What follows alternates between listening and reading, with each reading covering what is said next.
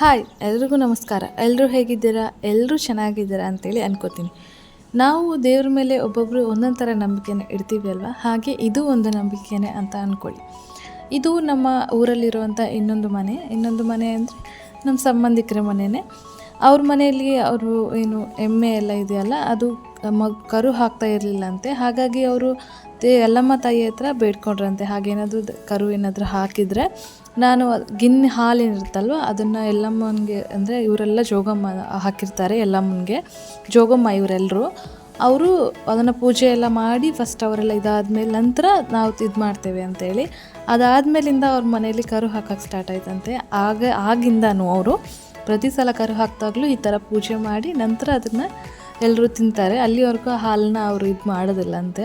ಕರೆದಿದ್ರು ಅಲ್ಲಿಗೆ, ಬನ್ನಿ ಗಿಣ್ಣು ತಿಂತೀಯ ನೀನು ಅಂತ ಕೇಳಿದರು. ತಿಂತೀನಿ ಅಂತ ಹೇಳಿ ನಾನು ಹೋದೆ. ನನಗೆ ಗಿಣ್ಣು ಅಂದರೆ ತುಂಬಾ ಇಷ್ಟ. ಅದರಲ್ಲೂ ಗಟ್ಟಿ ಆಗಲೇ ಫಸ್ಟ್ ಡೇ ಸೆಕೆಂಡ್ ಡೇ ಎಲ್ಲ ತುಂಬಾ ಗಟ್ಟಿ ಇರುತ್ತಲ್ಲ, ಅದು ಒಂಥರ ಕೇಕ್ ಥರ ಸ್ಪಂಜಿಯಾಗಿರುತ್ತಲ್ವ, ಅದಂತೂ ಇನ್ನೂ ಇಷ್ಟ.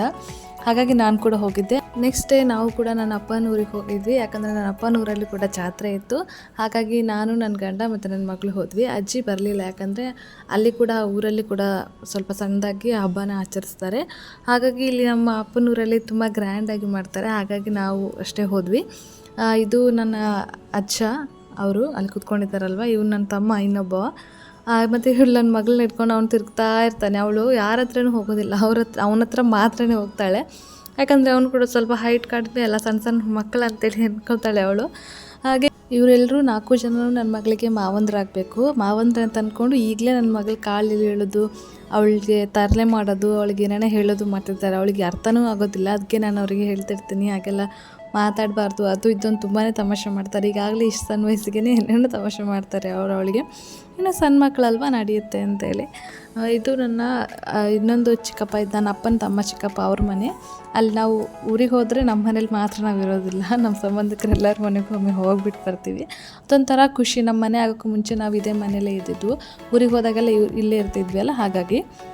ಮತ್ತು ನಾವು ಆವತ್ತೇ ಹಬ್ಬ ಇದ್ದಿದ್ದ ದಿನವೇ ಹೋಗಿದ್ದರಿಂದಾಗಿ ಆವತ್ತೇ ಕಾರ್ತಿಕ ದೀಪ ಹಚ್ಚೋದೆಲ್ಲ ಇತ್ತು. ಹಾಗಾಗಿ ನಾವು ಕೂಡ ರಾತ್ರಿ ಎಲ್ಲ ರೆಡಿ ಆಗಿಬಿಟ್ಟು ದೀಪ, ಎಣ್ಣೆ, ನಾವು ದೀಪ ತೊಗೊಂಡು ಹೋಗಿರಲಿಲ್ಲ, ಅಲ್ಲಿ ಆಲ್ರೆಡಿ ದೀಪ ಎಲ್ಲ ಇಟ್ಟಿರ್ತಾರೆ.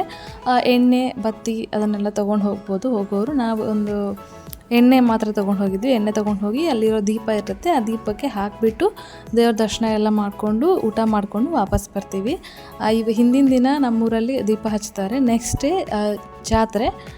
ನಾವು ನಮ್ಮೂರಿಗೆ ಹೋಗಲೇಬೇಕು ಅನ್ನೋ ಸಂದರ್ಭ ಬರೋದು ಈ ಕಾರ್ತಿಕ ಮಾಸದಲ್ಲಿ, ನಮ್ಮ ಆಂಜನೇಯ ಸ್ವಾಮಿ ಹಬ್ಬ ಬಂದಾಗಲೇ. ಆಂಜನೇಯ ಸ್ವಾಮಿ ಈ ಕಾರ್ತಿಕ ಮಾಸದಲ್ಲಿ ಏನು ಬರುತ್ತೆ ಅಲ್ವಾ, ಈ ಹಬ್ಬನ ಮಾತ್ರ ನಾವು ಮಿಸ್ ಮಾಡ್ಕೊಳ್ಳೋದೇ ಇಲ್ಲ. ಅಟ್ಲೀಸ್ಟ್ ನಮ್ಮಲ್ಲಿ ಒಬ್ಬರು ಇಬ್ಬರು ಆದರೂ ಹೋಗಿ ದೀಪ ಹಚ್ಚಿ ಹಬ್ಬ ಮುಗಿಸ್ಕೊಂಡು ಬರ್ತೀವಿ. ಯಾಕಂದರೆ ಅಷ್ಟು ಪವರ್ಫುಲ್ ಇದ್ದಾನೆ ನಮ್ಮ ಆಂಜನೇಯ ಈ ಊರಿಲ್ದು. ಹಾಗಾಗಿ ನಾವಂತೂ ಮಿಸ್ ಮಾಡ್ಕೊಳ್ಳೋದಿಲ್ಲ. ಮತ್ತು ನಮಗೆ ಈ ಸಮಯದಲ್ಲಿ, ಅಂದರೆ ಕಾರ್ತಿಕ ಮಾಸದಲ್ಲಿ ಈ ಹಬ್ಬ ಸಮಯದಲ್ಲಿ ಊರಿಗೆ ಹೋದರೆ, ಊರಲ್ಲಿ ಯಾರ್ಯಾರೆಲ್ಲ ಊರಿಂದ ಹೊರಗಡೆ ಇರ್ತಾರೋ ಅಥವಾ ಎಲ್ಲ ಹೊರಗಡೆ ಏನೇನೋ ಕೆಲಸಕ್ಕೆ ಹೋಗ್ತಿರ್ತಾರಲ್ವ, ಊರಿಂದ ದೂರ ಇರ್ತಾರಲ್ವ, ಅವರೆಲ್ಲರೂ ಈ ಹಬ್ಬಕ್ಕೆ ಮಾತ್ರ ಬಂದೇ ಬರ್ತಾರೆ. ಹಾಗೆ ನಮ್ಮ ರಿಲೇಷನ್ಸ್ ಎಲ್ಲರೂ ಬಂದಿರ್ತಾರೆ. ಹಾಗಾಗಿ ಅವ್ರ ಜೊತೆ ಮಾತಾಡ್ಬೋದು, ಅವ್ರನ್ನ ನಾವು ಭೇಟಿ ಆಗ್ಬೋದು, ಪರಿಚಯ ಮಾಡ್ಕೊಳ್ಬೋದು. ಮತ್ತು ಇಡೀ ಊರೇ ಒಂಥರ ಹಬ್ಬ ನೋಡೋದಕ್ಕೆ ಆಗ ಊರನ್ನ ತುಂಬಾ ಖುಷಿಯಾಗುತ್ತೆ. ಹಾಗಾಗಿ ನಾವಂತರೂ ಮಿಸ್ ಮಾಡದೆ ಈ ಜಾತ್ರೆಗೆ ಹೋಗ್ತೀನಿ. ಅದು ಅಲ್ಲದೆ ನಾವು ನಮ್ಮವರೆಲ್ಲರೂ ಸೇರಿದಾಗ ಅದೊಂಥರ ಖುಷಿ, ಸಂಭ್ರಮನೇ ಬೇರೆ ಅಲ್ವಾ. ಎಲ್ಲರೂ ರೆಡಿ ಆಗೋದು, ನೀವು ಬಂದ್ರಿ ನಾವು ಬಂದ್ರಿ ಅಂತೇಳಿ, ಅಯ್ಯೋ ದೇವ್ರೆ, ಆ ಜಂಚಾಟನ ಕೇಳೋ ಹಾಗೆ ಇಲ್ಲ. ಅವ್ರು ರೆಡಿಯಾಗಿದ್ರೆ ಇವ್ರು ರೆಡಿಯಾಗಿರಲ್ಲ, ಇವ್ರು ರೆಡಿಯಾಗಿದ್ರೆ ಇನ್ನೊಬ್ಬರು ರೆಡಿಯಾಗಿರಲ್ಲ. ಹಾಗೆ ಹೀಗೆ ಗದ್ದಲ ಮಾಡಿಕೊಂಡು ಒಟ್ಟಿನಲ್ಲಿ ಹೋಗಿ ಜಾತ್ರೆ ಮುಗಿಸ್ಕೊಂಡು ಬರ್ತೀವಿ. ಅದೊಂಥರ ಖುಷಿ. ಅದರಲ್ಲಿ ಈ ಸಲ ನಾನು, ನನ್ನ ಮಗಳು, ನನ್ನ ಗಂಡ ಎಲ್ಲರೂ ನಮ್ಮ ಫ್ಯಾಮಿಲಿ ಒಟ್ಟಿಗೆ ಹೋಗಿದ್ದು ನನಗೆ ಖುಷಿ ಆಯಿತು. ಅದು ಅಲ್ಲದೆ ನಮ್ಮ ಹೆಣ್ಮಕ್ಳಿಗೆ ಹಬ್ಬ ಅಂದರೆ ಕೇಳಬೇಕಾ, ಮೆಹಂದಿ ಹಚ್ಕೊಳ್ಳೋದೇನು, ಹೂ ತಗೊಳ್ಳೋದೇನು, ಸೀರೆ ಉಟ್ಕೊಳ್ಳೋದೇನು, ರೆಡಿ ಆಗೋದೇನು, ಅದೊಂಥರ ಖುಷಿನೇ ಬೇರೆ. ಯಾಕಂದರೆ ನಮಗೆ ಯಾವಾಗಲೂ ನಾವು ಗ್ರ್ಯಾಂಡಾಗಿ ರೆಡಿ ಆಗ್ತೀವಿ, ಸೀರೆ ಉಟ್ಕೊಳ್ತೀವಿ ಅಂತಂದರೆ ಅದೆಲ್ಲ ಮೆಹಂದಿ ಇಟ್ಕೊಳ್ತೀವಿ, ಯಾವಾಗಲೂ ಆಗೋದಿಲ್ಲ ಅಲ್ವಾ, ಯಾವಾಗಾದರೂ ಒಮ್ಮೆ ಮಾತ್ರ ಅಲ್ವಾ. ಹಾಗಾಗಿ ನಾವು ಹೋಗಿದ್ದು ಆವತ್ತೇ ಆಗಿರೋದ್ರಿಂದ ಆವತ್ತೇ ಮೆಹಂದಿ ಹಚ್ಕೊಂಡ್ವಿ. ಅಂದರೆ ದೀಪ ಎಲ್ಲ ಹಚ್ಬಿಟ್ಟು ಬಂದು ಊಟ ಎಲ್ಲ ಮುಗಿಸ್ಕೊಂಡು ಮನೆಗೆ ಬಂದಮೇಲೆ ನಾನು ನನ್ನ ತಂಗಿಯಂದರು, ನಮ್ಮಮ್ಮ, ಚಿಕ್ಕಮ್ಮ ಇವರೆಲ್ಲ ನಾವೆಲ್ಲರೂ ಮೆಹಂದಿ ಹಚ್ಕೊಳ್ತಾ ಇದ್ವಿ. ನನ್ನ ಮಗಳಿಗೆ ಮೆಹಂದಿ ಅಂದರೆ ತುಂಬಾ ಇಷ್ಟ. ಅವಳು ಹೋದ ಸಲ ಇದಕ್ಕಿಂತ ಮುಂಚೆ ನನ್ನ ತಂಗಿ ಮದುವೆಗೇನೋ ಹೋದಾಗ ನಾವೆಲ್ಲರೂ ಮೆಹಂದಿ ಹಚ್ಕೊಂಡಿದ್ವಿ. ಇನ್ನೂ ಅವಳು ಚಿಕ್ಕವಳಿದ್ರು, ಆದರೆ ಅವಳ ಕೈ ನೋಡ್ಕೊಂಡು ಅವಳು ಇಲ್ಲ ಇಲ್ಲ ಅಂತೇಳಿ ಹೇಳ್ತಾ ಇದ್ಲು. ಅದಕ್ಕೆ ಈ ಸಲ ಅವಳಿಗೆ ಮಲ್ಕೊಂಡಿದ್ಲು, ಸರ್ಪ್ರೈಸ್ ಕೊಡೋಣ ಅಂದ್ಕೊಂಡು ನಾ ಹಚ್ಚೋಣ ಅಂತೇಳಿ ಹೋದೆ. ನಾನು ಆಲ್ರೆಡಿ ಒಂದು ಕೈಗೆ ಹಚ್ಕೊಂಡಿದ್ದೆ. ಅದಕ್ಕೆ ನಮ್ಮ ಯಜಮಾನ್ರು ಕೊಡು, ನನ್ನ ಮಗಳಿಗೆ ನಾನೇ ಹಚ್ತೀನಿ, ನೀನೆಲ್ಲ ಹಚ್ಚಬೇಡ, ಚೆನ್ನಾಗಿ ಹಚ್ಚಲ್ಲ, ಹಾಗೆ ಹೀಗೆ ಬಿಲ್ಡಪ್ ಕೊಟ್ಟು ತನ್ನ ಮಗಳಿಗೆ ತಾವೇ ಹಚ್ತಾ ಇದ್ದಾರೆ. ನಾನು ಕೈಗೆ ಹಚ್ಚಿ ಅಂತ ಹೇಳಿದರೆ ಇವರು ಎರಡು ಕಾಲಿಗೆ ಹಚ್ಚಿ ಆಮೇಲೆ ಕೈಗೆ ಹಚ್ತಾರಂತೆ. ಅವಳು ನೋಡಿದ್ರೆ ಆ ಕಡೆ ಈ ಕಡೆ ಒದ್ದಾಡ್ತಾ ಇದ್ಲು. ಕೊನೆಗೂ ಹಚ್ಚಿಸ್ಕೊಂಡ್ರು. ಇವರು ಕೂಡ ಹಚ್ಚಿ ಕಂಪ್ಲೀಟ್ ಮಾಡಿದರು. ಒಂಥರ ಅವರಿಗೂ ಖುಷಿ. ಅವರು ಇಷ್ಟರವರೆಗೂ ಹಚ್ಚಿರಲಿಲ್ಲ, ಅವಳಿಗಾಗಲಿ ಅಥವಾ ನನಗಾಗಲಿ ಮೆಹಂದಿ ಎಲ್ಲ ಫಸ್ಟ್ ಟೈಮ್ ಅನಿಸುತ್ತೆ ಅವ್ರು ಮೆಹಂದಿ ಹಿಡ್ಕೊಂಡಿರೋದೇನೆ. ಮೆಹಂದಿ ಹಚ್ಚಿದ್ರು, ಓಕೆ, ಏನು ಕೆಟ್ಟದಾಗೇನು ಹಚ್ಚಿರಲಿಲ್ಲ. ನನ್ನ ಮಗಳಿಗೆ ಮಾತ್ರ ಬೆಳಿಗ್ಗೆ ಎದ್ಮೇಲೆ ತುಂಬಾ ಖುಷಿಯಾಯಿತು. ನಾನು ವಿಡಿಯೋ ಅದನ್ನು ಕ್ಯಾಪ್ಚರ್ ಮಾಡ್ಕೊಳ್ಳೋದನ್ನು ಮಿಸ್ ಮಾಡಿಕೊಂಡೆ. ಅವಳು ಖುಷಿಯಾಗಿದ್ಲು ಅವಳ ಕೈಗೆ ಹಚ್ಚಿರೋದನ್ನು ನೋಡಿ. ನಮ್ಮ ಕೈಲಿಲ್ಲ, ಇದು ನೋಡಿ ಇಲ್ಲ ಇಲ್ಲ ಹೇಳ್ತಾ ಇದ್ಲು. ಅವಳ ಕೈಯಲ್ಲೇ ಮೆಹಂದಿ ಹಚ್ಚಿದ್ದು ನೋಡಿ ತುಂಬಾ ಖುಷಿಯಾದ್ಲು. ಅವ್ರ ಅಪ್ಪ ಇನ್ನು ನೋಡಿ ಹೇಗೆಲ್ಲ ಮೆಹಂದಿ ಹಚ್ತಾ ಇದ್ದಾರೆ ಅವಳಿಗೆ ಅಂತೇಳಿ. ಅವಳ ಕೈಗೆ ಅಷ್ಟೇ ಅಲ್ಲದೆ ಹಿಂದ್ಗಡೆ ಪಾದಕ್ಕೆ ಸಮೇತ ಮೆಹಂದಿ ಹಚ್ಚಿದ್ದಾರೆ ಅವರು. ನಾನು ಹೇಳ್ತಿದ್ದೆ ಅಲ್ಲೆಲ್ಲ ಯಾರು ಹಚ್ಕೊಳ್ತಾರೆ, ಹಚ್ಚಿದ್ರು ಅದು ಕಾಣಿಸುತ್ತೆ ಅಂತೆಲ್ಲ ಹೇಳಿದರೆ ದೃಷ್ಟಿ ಹಾಗೆ ಹೀಗೆ ಅಂತ ಏನೇನೋ ಹೇಳ್ತಾ ಇದ್ರು. ಹೇಳಿ ಅವಳಿಗೆ ಹಚ್ತಾ ಇದ್ರು. ಅವಳ ಕಾಲಿಗೆ ಹಚ್ಚಿ ಮುಗಿಸೋಷ್ಟರಲ್ಲಿ ಕೈಗೆ ಹಚ್ಚಬೇಕಾದ್ರೆ ಅವರಿಗೆ ಹಚ್ಚೋದಕ್ಕೆ ಕಂಫರ್ಟಬಲ್ ಆಗಲಿಲ್ಲ. ಅವಳು ಕೈಯೆಲ್ಲ ಮುದ್ದೆ ಮಾಡಿ ಹಿಡ್ಕೊಂಡಿದ್ಲು. ಆಮೇಲೆ ಕೈಗೆ ನಾನಾದರೂ ಹಚ್ತೀನಿ ಅಂತೇಳಿ ಹೋದೆ. ನನಗೂ ಅದು ಅಷ್ಟಕ್ಕಷ್ಟೇ ಆಯಿತು, ಯಾಕಂದರೆ ಅವಳು ಕೈ ಮುದ್ದೆ ಮಾಡಿ ಹಿಡ್ಕೊಂಡಿದ್ಲು. ಹಾಗಾಗಿ ಅದು ಕರೆಕ್ಟ್ ಆಗಲಿಲ್ಲ. ಅದರಲ್ಲೂ ಕೈಯೆಲ್ಲ ನೋಡಿ ಹೇಗೆ ಒದ್ದಾಡ್ತಿದ್ದಾಳೆ ಅಂತೇಳಿ. ಹಾಗಾಗಿ ಅಷ್ಟೊಂದೇನು ಚೆನ್ನಾಗಿ ಬರಲಿಲ್ಲ. ಆದರೆ ಅವಳಿಗೆ ಒಂದು ಚುಕ್ಕಿ ಇಟ್ಟರು ಸಾಕು, ಅದೇ ಸಮಾಧಾನ. ಬೆಳಗ್ಗೆ ಎದ್ದು ನೋಡಿ ಖುಷಿಯಾಗಿಬಿಡ್ತಾಳೆ. ಹಾಗೆ ನಾವು ಹಚ್ಚಿಬಿಟ್ವಿ. ಆನಂತರ ನಮ್ಮ ಯಜಮಾನ್ರು ನೋಡಿ ಫಸ್ಟ್ ಟೈಮ್ ನನಗೆ ಮೆಹಂದಿ ಇಡ್ತಾ ಇದ್ದಾರೆ. ಅವ್ರ ಡಿಸೈನ್ ನೋಡಿ ನಾನಂತರೂ ಫಿದಾಗಿ ಹೋಗಿಬಿಟ್ಟೆ. ನೋಡಿ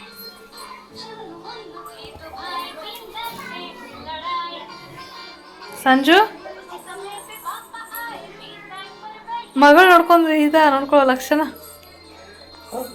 ನೋಡ್ಕೊಳ್ಳೋ ಲಕ್ಷಣ ಮಗಳನ್ನ. ಆಚ ಕಡೆ ಫೋನ್ ಹಚ್ಕೊಡೋದು, ತಾವಿಲ್ಲಿ ಮುಕ್ಕೊಳ್ಳೋದು.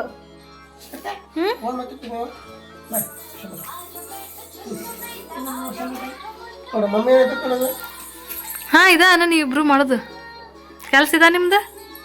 ಹಾಂ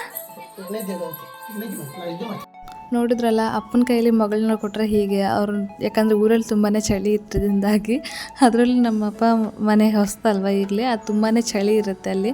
ಅದರಲ್ಲೂ ಮನೆ ತುಂಬ ಕೋಲ್ಡ್ ಅನಿಸುತ್ತೆ. ಹಾಗಾಗಿ ಅವ್ರಿಗೆ ಬರೀ ನಿದ್ದೆಲ್ಲ ಇದ್ದರು. ಇದು ಇನ್ನು ನೆಕ್ಸ್ಟ್ ಡೇ ಜಾತ್ರೆ ಅಲ್ವಾ, ಹಾಗಾಗಿ ನಾವು ಜಾತ್ರೆಗೆ ಹೋಗಿದ್ವಿ. ಎಲ್ಲರೂ ನೋಡಿ ಎಲ್ಲ ಚೆಂದ ಮಾಡಿ ರೆಡಿ ಹಾಕ್ಕೊಂಡು ನನ್ನ ಮಗಳನ್ನೆಲ್ಲ ರೆಡಿ ಮಾಡಿ ಎಲ್ಲರೂ ಒಟ್ಟಿಗೆ ಹೊರಟಿದ್ದೀವಿ. ಇನ್ನು ಊರಲ್ಲಿ ನನಗೆ ಅಣ್ಣ ಆಗಬೇಕು ಒಬ್ಬರು, ಇವರೇ ಅವರು ನಂಗೆ ತಮಾಷೆ ಮಾಡ್ತಾಯಿದ್ರು. ನಮ್ಮನ್ನು ಕೂಡ ವ್ಲಾಗಲ್ಲೆಲ್ಲ ಹಾಕೋ ವಿಡಿಯೋದಲ್ಲಿ ಅಂತೆಲ್ಲ ತಮಾಷೆ ಮಾಡ್ತಾಯಿದ್ರು. ಅದಕ್ಕೆ ಆಯಿತು ಹಾಕ್ತೀನಿ ಅಂತಂದೆ. ಅವ್ರನ್ನ ನಾನು ವೀಡಿಯೋನೇ ಮಾಡ್ಕೊಳ್ಳಿಲ್ಲ, ಜಸ್ಟ್ ಹೀಗೆ ಬಂದುಬಿಟ್ಟು ಹಂಗೋದೆ ಅಲ್ಲ, ಹಾಗಾಗಿ ಅದು ಅವ್ರದ್ದು ಕ್ಯಾಪ್ಚರ್ ಮಾಡೋಕ್ಕಾಗಲಿಲ್ಲ. ಅವ್ರು ಹೇಳಿದ್ದನ್ನು ಅವ್ರನ್ನ ಹಿಂದೆ ನಾನು ಮುಂದೆ ಹೋಗ್ತಾ ಇದ್ದೆ, ಹಿಂದೆ ಇರಬೇಕಾದ್ರೆ ಹೇಳಿದ್ರಲ್ಲ, ಹಾಗಾಗಿ ಕ್ಯಾಪ್ಚರ್ ಮಾಡೋದಕ್ಕಾಗಲಿಲ್ಲ. ಇನ್ನು ಇದು ನಮ್ಮ ಊರಿನ ಜಾತ್ರೆ. ಇಲ್ಲಿ ಹೀಗೆ ಓಕ್ಳಿ ಆಡ್ತಾರೆ ಅಂತೇಳಿ ಏನೋ ಹೇಳ್ತಾರೆ, ನನಗೆ ಕರೆಕ್ಟಾಗಿ ಗೊತ್ತಿಲ್ಲ. ಯಾಕೆಂದ್ರೆ ನಾವು ಪ್ರತಿ ವರ್ಷ ಹೋದಾಗಲೂ ದೂರ ನಿಂತ್ಕೊಂಡು ಜಾತ್ರೆ ನೋಡಿ ವಾಪಸ್ ಬಂದುಬಿಡ್ತೀವಿ. ನಾನೇ ಇಲ್ಲೇನು ಹೀಗೆ ಒಳಗಡೆ ಹೋಗ್ತಾರಲ್ವ, ಅವರು ದೇವಸ್ಥಾನ ಒಳಗಡೆ ಒಂದು ರೌಂಡ್ ಸುತ್ತ ಹಾಕ್ತಾರೆ, ಅದು ಮಾತ್ರ ನನಗೆ ಗೊತ್ತಿರೋದು. ಯಾಕಂದರೆ ಅಲ್ಲಿ ಮುಂದೆ ನಿಂತ್ಕೊಂಡು ನೋಡಿದ್ರೆ ಏನು ನಡೀತಿದೆ ಅಂತೇಳಿ ಗೊತ್ತಾಗುತ್ತೆ. ಇಲ್ಲಾಂದರೆ ನಾವಿಲ್ಲಿ ಹೊರಗಡೆ ಬರ್ತೀವಲ್ಲ, ಹಾಗಾಗಿ ನನಗೆ ಗೊತ್ತಾಗೋದಿಲ್ಲ. ಅದು ಈ ಸಲ ನನ್ನ ಗಂಡ ಬಂದಿದ್ರು ಅಂತೇಳಿ ಪಾಪ ಅವ್ರ ಮುಂದೆ ಆ ಸೈಡಲ್ಲೆಲ್ಲ ಹೋಗಿ ನಿಂತ್ಕೊಂಡು ವೀಡಿಯೋ ಮಾಡ್ಕೊಂಡು ಬಂದರು. ಆದರೂ ಅಲ್ಲಿ ಒಳಗಡೆ ಪೂಜೆ ಎಲ್ಲ ಮಾಡ್ತಾರೆ. ಪೂಜೆ ಎಲ್ಲ ಆದ ನಂತರ ಈ ಕಾಯಿ ಎಲ್ಲ ತೂರ್ತಾರೆ, ಕಾಯಿ, ಈ ಉತ್ತತ್ತಿ, ಮಂಡಕ್ಕಿ ಅದನ್ನೆಲ್ಲ ತೂರ್ತಾರೆ. ಹಾಗಾಗಿ ಅದಕ್ಕೋಸ್ಕರ ನಾವು ಸೇಫ್ಟಿಗೋಸ್ಕರ ಅಲ್ಲಿ ಎಲ್ಲೂ ದೇವಸ್ಥಾನ ಹತ್ರ ನಿಂತ್ಕೊಂಡಿರೋದಿಲ್ಲ. ಸ್ವಲ್ಪ ದೂರದಲ್ಲಿ ಅಲ್ಲಿ ಅಂದರೆ ಅಕ್ಕಪಕ್ಕದಲ್ಲೇ ಮನೆ ಎಲ್ಲ ಇದೆ, ಅಲ್ಲಿ ಎಲ್ಲಿಯಾದರೂ ಒಂದು ಕಡೆ ಸೈಡಲ್ಲಿ ನಿಂತ್ಕೊಂಡಿರ್ತೀವಿ. ಯಾಕಂದರೆ ಅವ್ರ ತೆಂಗಿನಕಾಯಿ ತೂರೋ ರಭಸಕ್ಕೆ ಯಾರಿಗೆ ಹೋಗಿ ಬೀಳುತ್ತೆ ಅಂತೇಳಿ ಗೊತ್ತಾಗೋದಿಲ್ಲ. ಅವ್ರ ಮೇಲ್ಗಡೆ ತೂರ್ತಾರೆ ಒಟ್ಟು ಅಷ್ಟೇ. ಅದು ಯಾರ ತಲೆ ಮೇಲೆ ಬೀಳುತ್ತೋ ಅದು ನಮ್ಗೆ ಗೊತ್ತಾಗೋದಿಲ್ಲ ಅಲ್ವಾ. ಹಾಗಾಗಿ ಅದರಲ್ಲಿ ನನ್ನ ಮಗಳ ಇದ್ದಾಳೆ ಈ ಸಲ ಅಂತೇಳಿ ನಾನಂತರೂ ಸಪ್ರೇಟಾಗಿ ಸೇಫ್ ಪ್ಲೇಸಲ್ಲಿ ನಿಂತ್ಕೊಂಡ್ಬಿಟ್ಟಿದ್ದೆ. ನಮ್ಮ ಗಂಡನಿಗೆ ನಾನು ಹೇಳ್ತಾ ಇದ್ದೆ, ಹೋಗಬೇಕಾದ್ರೆ ಹುಷಾರು, ನಿಮಗೂ ಬಿದ್ದುಬಿಟ್ಟಿತ್ತು ಅಂತೇಳಿ. ಅಲ್ಲಿ ಪ್ರತಿ ವರ್ಷ ಹಾಗೇನೂ ಯಾರಿಗೂ ಹಾಗೆ ಸೀರಿಯಸ್ ಆಗಿ ಗಾಯಗಳು ಅಥವಾ ಏನೂ ಆಗಲ್ಲ, ಏನೂ ಸ್ವಲ್ಪ ತಗಲುತ್ತೆ ಅಷ್ಟೇ. ಇಲ್ಲಿ ಕೆಲವು ಸಲ ಆ ಥರ ಏನೂ ಆಗೋದಿಲ್ಲ. ಇನ್ನು ಒಳಗಡೆ ಪೂಜೆ ಎಲ್ಲ ಆದಮೇಲೆ ಹೇಳ್ತಾರೆ, ಆದಮೇಲೆ ಎಲ್ಲರೂ ಕಾಯಿನ ತೂರಕ್ಕೆ ಸ್ಟಾರ್ಟ್ ಮಾಡ್ತಾರೆ. ನೋಡ್ತಾ ಇರ್ಬೋದು ನೀವು ಎಷ್ಟೆಲ್ಲ ಕಾಯಿ ಬಿದ್ದಿದೆ ಅಂತೇಳಿ. ಹಾಗೆ ಕೆಳಗಡೆ ಬಿದ್ದಿರೋದು ಹೊಡೆದಿರೋದಿಲ್ಲಲ್ಲ, ಅದನ್ನು ಮತ್ತೆ ವಾಪಸ್ ಯಾರ ಕೈ ಸಿಗುತ್ತೋ ಅವ್ರು ತೊಗೊಂಡು ವಾಪಸ್ ಮತ್ತೆ ಹೋಗಿದ್ದಾರೆ. ಕೆಲವರೆಲ್ಲ ಅದನ್ನು ತೊಗೊಂಡು ಮನೆಗೆ ತೊಗೊಂಡು ಹೋಗ್ತಾರೆ. ಅದು ಹಾಗೇನಿಲ್ಲ, ತೊಗೊಂಡು ಹೋಗ್ತಾರೆ. ಕೆಲವೊಬ್ಬರೆಲ್ಲ ಅವ್ರವ್ರಿಗೆ ಇಷ್ಟ, ಅದು ನಮಗೇನು ಸಿಕ್ಕಿರೋದಿಲ್ಲ. ಸಿಕ್ಕರೆ ದೇವ್ರ ಪ್ರಸಾದ ಅಂದ್ಕೊಂಡು ನಾವು ಮನೆಗೆ ತೊಗೊಂಡು ಹೋಗ್ತೀವಿ ಅಷ್ಟೇ. ಹಾಗೆ ನಮ್ಮ ಅಲ್ಲಿ ಮನೆ ಆ ದೇವಸ್ಥಾನದ ಹತ್ತಿರನೇ, ಗುಡಿ ಹತ್ರನೇ ತುಂಬ ನಮ್ಮ ಸಂಬಂಧಿಕರ ಮನೆ ಎಲ್ಲ ಇದೆ. ನಾವು ಯಾವಾಗಾರು ಒಮ್ಮೆ ಹೋಗೋದ್ರಿಂದಾಗಿ ಎಲ್ಲರೂ ಅಲ್ಲಿ ಹೋಗಿ ಮಾತಾಡಿಸ್ಕೊಂಡು ಮತ್ತೆ ಬರ್ತೀವಿ. ಇನ್ನು ಇದೆಲ್ಲ ನಮ್ಮ ಅತ್ತೆ ಮನೆಯೇ. ಇವರೆಲ್ಲ ನಮ್ಮ ಅತ್ತೆ ಅಂದರೆ ಜಾಸ್ತಿ ಜನ ನಮಗಲ್ಲಿ ಅತ್ತೆ ಆಗಬೇಕು, ಮತ್ತು ಅಜ್ಜಿ ಅಂದರು. ಹಾಗಾಗಿ ಇವ್ರು ನೋಡಿ, ಈ ಅಜ್ಜಿ ಈ ಥರ ಎಲ್ಲ ಇವರಿಗೆ ಆಲ್ಮೋಸ್ಟ್ 100 ವರ್ಷ ಆಗ್ತಾ ಬಂತಂತ ಹೇಳ್ತಾಯಿದ್ರು. ಎಷ್ಟು ವಯಸ್ಸಿದೆ ಆದರೂ ಕರೆಕ್ಟಾಗಿ ಮಾತಾಡ್ತಾರೆ. ಆದರೆ ತುಂಬಾ ಪಟ್ಟ ಯಾರಂತೇಳಿ ಗುರ್ತು ಹಿಡಿಯೋದಕ್ಕಾಗೋದಿಲ್ಲ ಅಷ್ಟೇ. ಅದೇ ಹೇಳ್ತಾ ಇದ್ದೆ, ಆಗಿನವರು ಎಲ್ಲ ಎಷ್ಟು ಗಟ್ಟಿ ಇರ್ತಾಯಿದ್ರು. ಈಗಿನವ್ರು ನಮಗೆ ಈಗಾಗಲೇ ಆ ನೋವು ಈ ನೋವು ಅದು ಇದು ಅಂತೇಳೆಲ್ಲ ಸಮಸ್ಯೆಗಳು. ಇಲ್ಲಿ ನೋಡಿ ಒಬ್ಬಳು ರಾಣಿ, ನಮ್ಮ ಫ್ಯಾಷನ್ ಶೋ ರಾಣಿ ಅವಳು ತಮಾಷೆ ಮಾಡ್ತಿದ್ರು ಎಲ್ಲರೂ ಅವಳಿಗೆ, ಇವಳನ್ನ ವೀಡಿಯೋದಲ್ಲಿ ಹಾಕು, ವೈರಲ್ ಮಾಡಿ ಅವಳನ್ನ ಅಂತೇಳಲ್ಲ. ಇನ್ನು ಇವ್ರ ಅಜ್ಜಿ ನೋಡಿ ಮಾತಾಡ್ತಾರೆ ನನ್ನ ಜೊತೆ. ಅವ್ರಿಗೆ ಸಿಟ್ಟು. ಆ್ಯಕ್ಚುಲಿ ನಾವೆಲ್ಲ ಮಂಗಳೂರಲ್ಲಿ ಹೋಗಿ ಅಲ್ಲೇ ಇರ್ತೀವಿ, ನೀವೆಲ್ಲ ಬರೋದಿಲ್ಲ ಊರಿಗೆ, ಹಾಗೆ ಹೀಗೆ ಅಂತೇಳಿ ನಮಗೆ ಬೈತಾಯಿದ್ರು. ಅದರೆಲ್ಲ ನಪ್ಪನಿಗೆ ಬೈತಾಯಿದ್ರು. ನೋಡಿ ಅಂತ ಅವ್ರು ಹೇಗೆ ಮಾತಾಡ್ತಾರೆ ಅಂತೇಳಿ. 100 ವರ್ಷ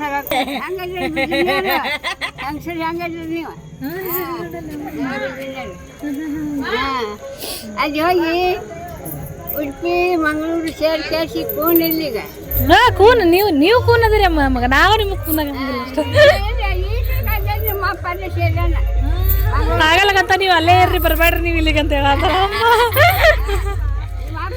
ಮಂಗಳೂರು ಸೇರೇನ ಬಂದು ಯಾವಾಗ ಬಂದ ಏನೋ ಹಂಚ್ಕೊಂಡು ಬರ್ತದೆ ಯಾವಾಗ ಬಂದು. ಇನ್ನು ಹಾಗೆ ಇದು ನೆಕ್ಸ್ಟ್ ಡೇ. 2 ದಿನ ದೇವ್ರ ಜಾತ್ರೆ ಆದರೆ 3ನೇ ದಿನ ನಮ್ಮ ಜಾತ್ರೆ ನಡಿಬೇಕಲ್ವ. ಅಂದರೆ ನಮ್ಮದೆಲ್ಲ ಅದು ಇದು ಕ್ಲಿಪ್ಪು ಸರ ಅದು ಇದು ಅಂತೆಲ್ಲ ತೊಗೊಳ್ಳೋದಿರುತ್ತಲ್ಲ, ಅದು ಅಷ್ಟೇ. ಎಲ್ಲರೂ ಸಂಜೆ ಹೋಗ್ತಾರೆ, ತುಂಬ ಜನ ಇರ್ತಾರಲ್ಲಿ. ನಾವು ಬೇಡ ಅಂದ್ಕೊಂಡು ಮಧ್ಯಾಹ್ನನೇ ಹೊರಟ್ವಿ, ಯಾಕಂದರೆ ನಾವು ಮತ್ತೆ ಸಂಜೆ ನಾವು ನಮ್ಮೂರಿಗೆ ವಾಪಸ್ ಹೋಗಬೇಕಿತ್ತು. ಹಾಗಾಗಿ ಮತ್ತು ನನ್ನ ಮಗಳಿಗೆ ಅದರಲ್ಲಿ ಆಡ್ತಿದ್ದಾರಲ್ಲ, ಅದನ್ನು ನೋಡಿ ಅವಳಿಗೆ ಇಷ್ಟ ಆಯಿತು. ಅದಕ್ಕೆ ಅವಳು ಪರಿಚಯ ಇರೋ ಹುಡುಗಿ, ಅವಳಿಗೆ ಹೇಳಿ ಕೊಟ್ಟಿದ್ವಿ. ಆದರೆ ಜಾಸ್ತಿ ಜಂಪ್ ಮಾಡಬೇಡ ಅಂತೇಳಿ ಹೇಳಿದ್ವಿ. ಇನ್ನು ಇವರು ನಮ್ಮ ಅಜ್ಜಿ, ನನ್ನ ಮಗಳಿಗೆ ಜಾತ್ರೆ ಮಾಡುವಂತೆಲ್ಲ 50 ರೂಪಾಯಿ ಕೊಟ್ಟಿದ್ದಾರೆ. ಈ ಅಜ್ಜಿ ಅಂದರೆ ಹಾಗೆ ಅಲ್ವಾ, ಅವರಿಗೆ ಮೊಮ್ಮಕ್ಕಳ ಮೇಲೆ ಒಂಥರ ಏನೋ ಪ್ರೀತಿ.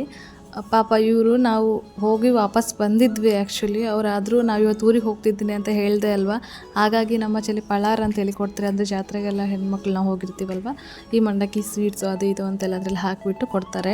ನಾನು ಇವತ್ತೇ ಊರಿಗೆ ಹೋಗ್ತೀನಿ ಅಂದ್ಕೊಂಡು ನಮಗೆ ಕೊಡೋಕ್ಕೋಸ್ಕರ ಅಲ್ಲಿಂದ ಇಲ್ಲಿವರೆಗೂ ಬಂದಿದ್ದಾರೆ. ವಾಪಸ್ ಬಂದು ನನ್ನ ಮಗಳಿಗೆ ಜಾತ್ರೆಯಲ್ಲಿ ಕೊಡ್ಸೋಕ್ಕಾಗಲಿಲ್ಲ ಅಂತ ಒಂದು 50 ರೂಪಾಯಿ ಕೊಟ್ಟು ಅವ್ರು ಮತ್ತೆ ವಾಪಸ್ ಹೋದರು. ನಂತರ ನಾವು ಸಂಜೆ ಹೊರಟು ನಮ್ಮ ಮನೆಗೆ ಬಂದ್ವಿ. ಇಲ್ಲಿ ನೋಡಿ ನನ್ನ ಮಗಳು ಮತ್ತು ನನ್ನ ಗಂಡ ಎಷ್ಟು ಚೆನ್ನಾಗಿ ಆಟ ಆಡ್ತಿದ್ದಾರೆ ಅಂತೇಳಿ. ಅವಳು ಒಂಥರ ಅಲ್ಲಿ ಜನ ನೋಡಿ ಒಂಥರ ಆಗ್ಬಿಟ್ಟಿತ್ತು ಅವಳಿಗೆ. ಇಲ್ಲಿ ಬಂದು ಫುಲ್ ಫ್ರೀ ಆಗಿಬಿಟ್ಟಿದ್ಲು. ಅವಳಿಗೆ ಚೆನ್ನಾಗಿ ಇದ್ರೂ ಇಷ್ಟ, ಕೆಲವು ಸಲ ಒಬ್ಬಳೇ ಇದ್ದಾಗಲೂ ಒಳ್ಳೆ ಆಟ ಆಡ್ತಾಳೆ. ಹಾಗಾಗಿ ಅವಳಿಗೆ ಏನೋ ಒಂಥರ ಅನಿಸ್ಬಿಡ್ತು. ಇಲ್ಲಿ ಬಂದಮೇಲೆ ಅವರಪ್ಪ ಅವಳನ್ನ ಕರ್ಕೊಂಡು ಆಟ ಆಡ್ತಾ ಇದ್ರು, ನೋಡಿ ಹೇಗೆಲ್ಲ ಆಡ್ತಿದ್ದಾರೆ ಅಂತೇಳಿ.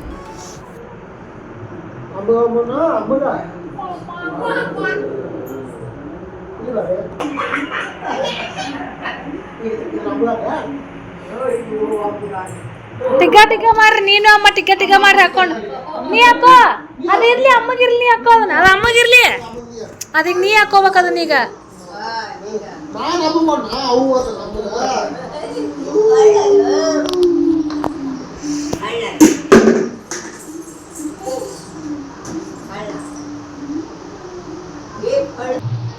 ಇದಾಗಿತ್ತು ಇವತ್ತಿನ ನನ್ನ ಜಾತ್ರೆ ವ್ಲಾಗ್. ಇಷ್ಟ ಆದರೆ ಲೈಕ್ ಮಾಡಿ, ಆದಷ್ಟು ಕಮೆಂಟ್ ಮಾಡಿ, ಹಾಗೆ ನಿಮ್ಗೆ ಇಷ್ಟ ಆದರೆ ಸಬ್ಸ್ಕ್ರೈಬ್ ಕೂಡ ಮಾಡಿ. Thank you.